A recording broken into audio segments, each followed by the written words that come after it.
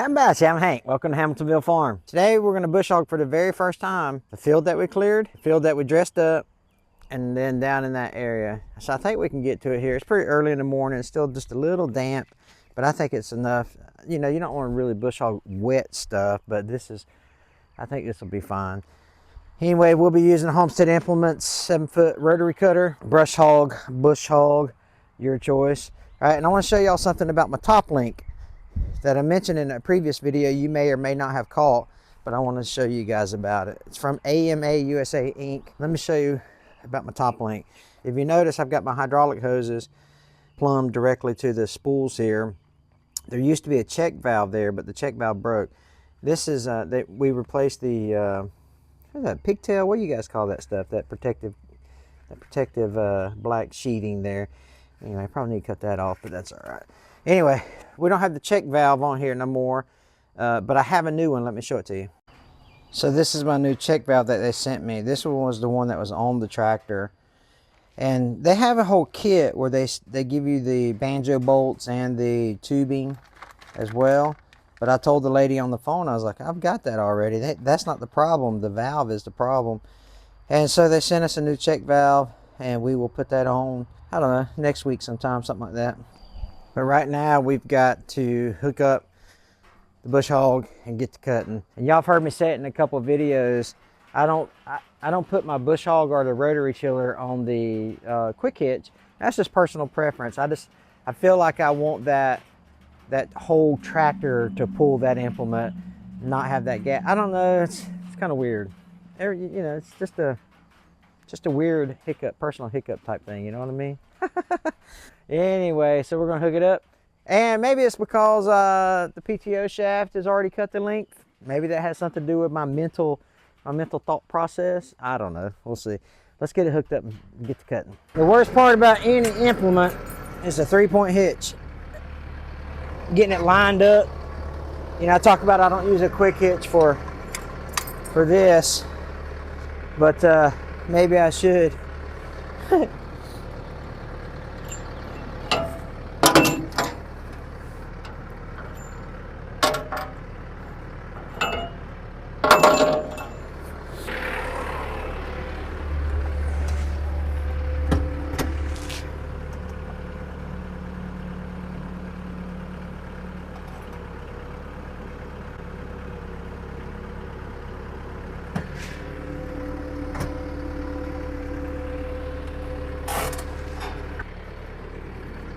These telescopic arms make it real nice too, except when you do that. That wasn't very smart, was it? There we go.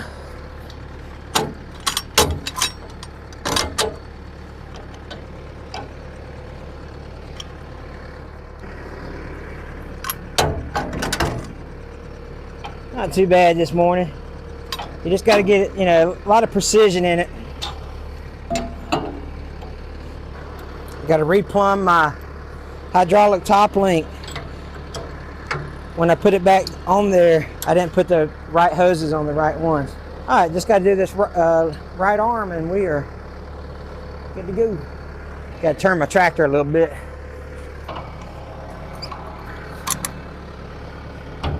I think that'll work. I just gotta talk nice to it. And that's it. She's hooked up. Woo! What I'm gonna do is I'm gonna relieve the pressure in the hydraulic system. Just move my joystick around a little bit. Because on this lever, what I like to do is I like to pull it to me to bring in the top link and push away from me so that the cylinder travel is the same as the lever travel. And right now when I put those hoses back in there on here, I got them put back on the wrong spot, so let me do that. What you can do is you can put different colored matching covers on it, or like zip ties on it or whatever. That's what I do to the front for the grapple, but I haven't done it in the back yet. So I will put this one on the left side and this one on the right side. And I'm gonna try to do this one-handed.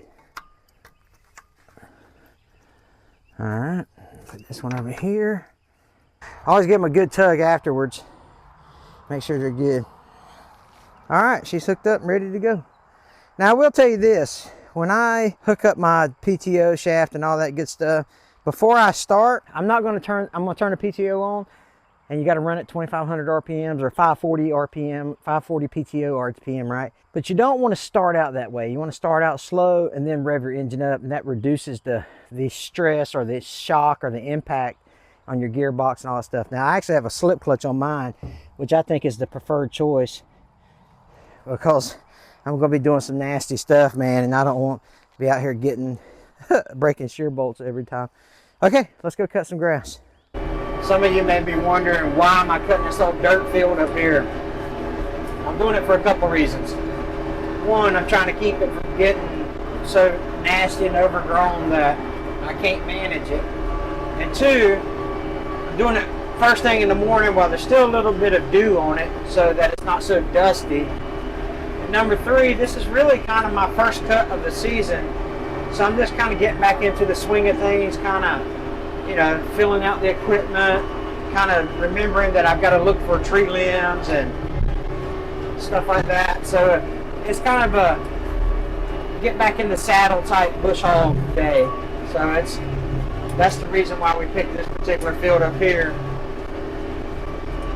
A lot to think about, you know, so go out there and do heavy, nasty stuff right off the bat may not be the best option, you know. I gotta look up here and make sure that I'm not gonna hit anything with my cab. And also, when you're doing this kind of stuff, remember, this ain't a lawnmower. That's kind of the biggest thing I had to get. That's the biggest thing I had to learn when I started bush hogging. Is it ain't a lawnmower. Like, I don't have to get, you know, right beside the root of the, you know, the trunk of the tree or whatever, or right beside the edge of the curb. Like, I just got to get the big stuff knocked down. You know what I mean? But anyway, so that's the. If you were wondering why I'm doing this field first, you know, it's not that bad, right? But I'm trying to keep it from getting bad, and like I say, I want to do it while it's still not dusty. I mean, look, there's no dust coming out at all right now.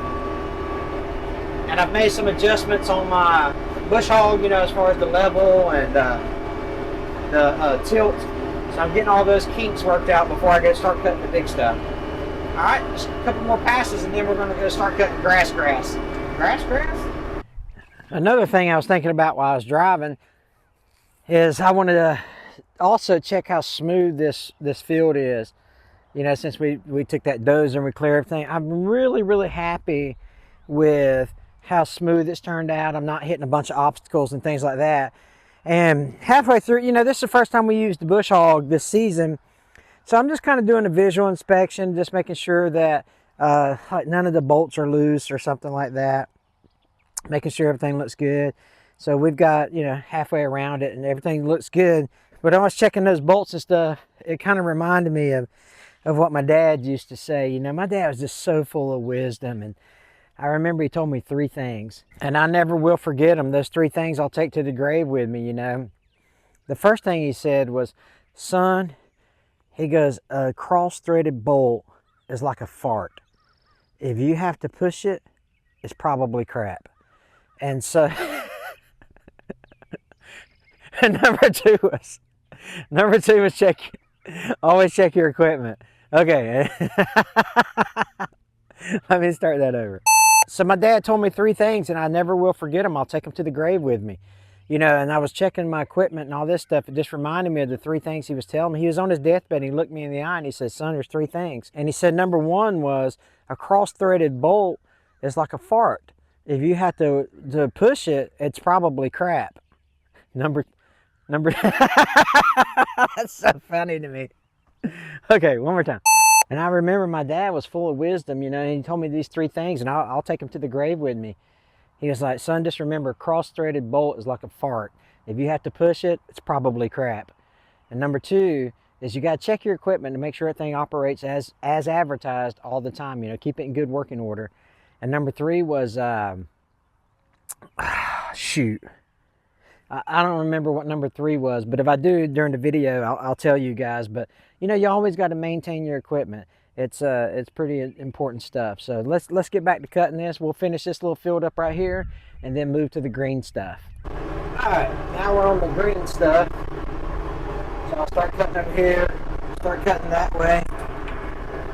So look at my temperature gauge. It hasn't moved over halfway since we started. That's one advantage of, you know, cutting grass in the morning while it's still, I wouldn't say it's wet, but it's damp enough to keep the dust off, if that makes sense. So this side is definitely not as smooth as the other side. So I'll have to keep working on this. I mean, it's in bad shape pretty much.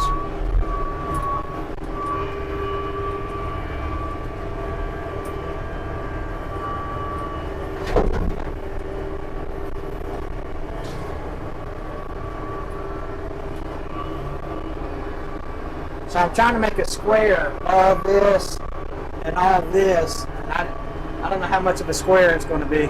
But the thing about it is, it's just bumpy. It's not a bunch of stumps and roots and stuff. So once you get all the bumps out of it, I think you'll be okay. I'm about to hit a bump here. But yeah, so once I start cutting down on all these bumps and ruts and stuff, it's going to be nice and easy to bush hog through here. Well, we got this part done, and looks good. I'm telling you, it's so good. It's so nice to come out here and be able to bush hog and not have to dodge a bunch of tree stumps and all that stuff.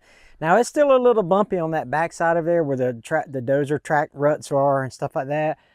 But it'll get better with time, or I'll even go work on it some later. But y'all, I broke my tractor. Bound to happen, right? Oh, but I've had a casualty. I got a little too close to got a little too close to a tree. What do you think? Oh no, right? But the actual mirror is not cracked, so I think I can just slap it back up there and see. But hey, listen, we all do it, right? So let me see if I can just slap that thing. You can see where it ripped back there. Yeah. All right, I'm gonna have to do some surgery on it. Y'all hold on. Might just be able to take it off and slap it back in there. Maybe put some type of epoxy. Oh, that comes all the way off here. Big old horsefly in there. Jar fly, horsefly, what do you guys call them? All right, let's see what I can do here.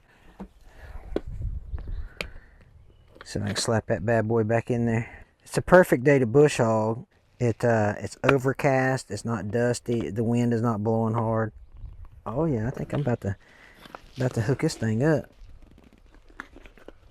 Look at there. Oh yeah, look at that, huh? Now I'm definitely gonna have to make an adjustment to that though. Now let me see if I can slap that bad boy up here like so. Tighten her down some without bringing her out. Ugh. There you go. It ain't getting tighter. Oh, there it goes. Yeah, how about that, y'all? How about that? Oh yeah, look at that. All is not lost. But hey, listen, I got some stuff around the backside here that I'm gonna bush hog. But you know, like I say, the big thing is that I don't have to dodge all these stumps. There's a chunk of concrete that I hit that I did not see, but man, 90% of it's cleaned up, and it's so nice, you know. The upper right field and this upper middle field, nice, smooth, no problem. I didn't have to adjust my bush hog at all in any of the three fields, the left, middle, or right. And so not having to mess with the height and the tilt of my actual rotary cutter in the back, man, it just makes it so nice. Overcast, not windy. It's a perfect day to bush hog. I'm gonna go do some more work. You guys take care. God bless.